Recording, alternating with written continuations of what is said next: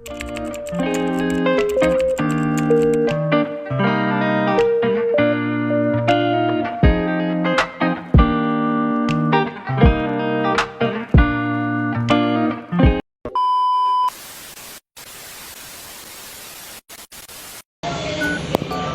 siang, saya Keisha Jawar, kelas 9C akan mewawancarai pendeta saya yaitu Bapak Elroy Manalo, MPDK.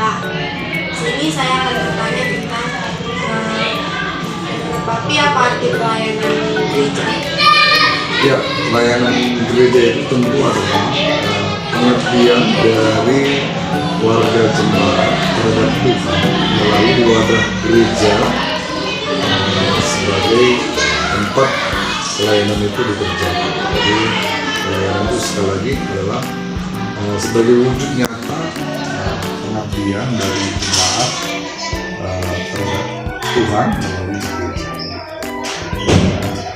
Menurut Papi, bagaimana pelayanan gereja bisa diterima secara ikhlas? Karena ada tanggapan beberapa orang bahwa pelayanan itu dianggap sebagai beban. Oh, artinya begini, seseorang itu jika dia sudah mengerti makna pelayanan, pasti pelayanan itu tidak dianggap sebagai sebuah beban, justru sebagai suatu anugerah dan kesempatan yang diberikan oleh Tuhan kepada seseorang untuk mengabdikan dirinya. Jadi kalau orang belum mengerti memang pasti dianggap pelayanan sebagai suatu beban. Tapi ketika orang sudah mengerti firman Tuhan, mengerti hati Tuhan, sehingga tentu justru yang ada adalah rasa syukur. Siapa kita manusia yang hina, manusia yang berdosa, lalu Tuhan layaknya melayani di pekerjaan Tuhan yang besar. Artinya analoginya kalau sampai seseorang yang katakanlah bekerja rendahan terus dipanggil bekerja sama ke istana, itu kan sesuatu penghormatan dari dia. Jadi sebenarnya personnya, orangnya, ketika orangnya sudah mengerti bahwa pelayanan itu adalah suatu anugerah, maka dia pasti mengerjakannya tidak selesai. Justru dia bersyukur dan dia semangat untuk mengerjakan Apa saja bentuk pelayanan sosial yang sudah dilakukan gereja ini bagi lingkungan sosial? Ya, tentu kan pelayanan sosial itu ada internal, ada eksternal. Jadi internal itu tentu di dalam gereja sendiri banyaklah ya, memperhatikan janda-janda, kemudian juga yang sakit, ya, banyak ya.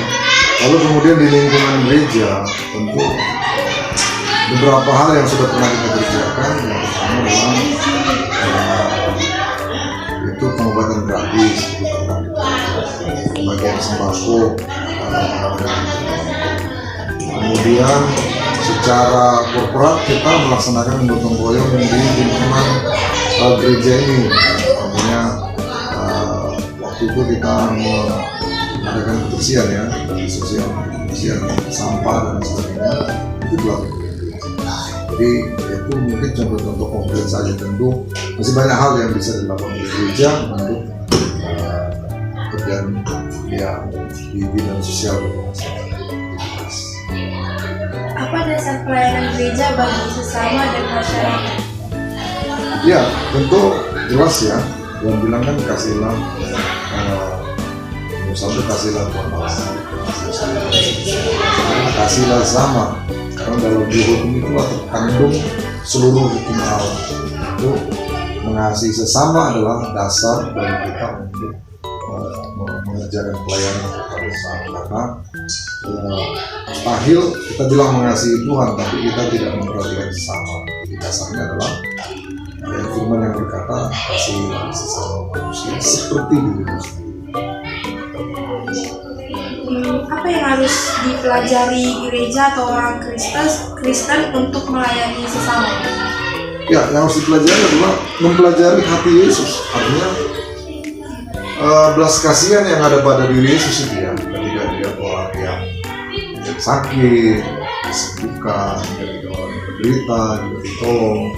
Bahkan waktu Yesus juga melihat pengikut-pengikutnya 5.000 orang itu yang dia kasih makan. Itulah pelajaran dari pribadi Yesus, rasa belas kasihan. Tapi di sisi lain, secara sosiologi bahwa kita kan manusia adalah sesama ciptaan. Jadi karena kita sesama ciptaan Tuhan, ya tentu melihat orang lain yang berada dalam kondisi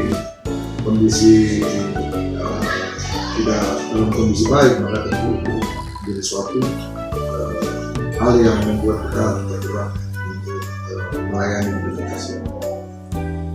Sekian Malaysia.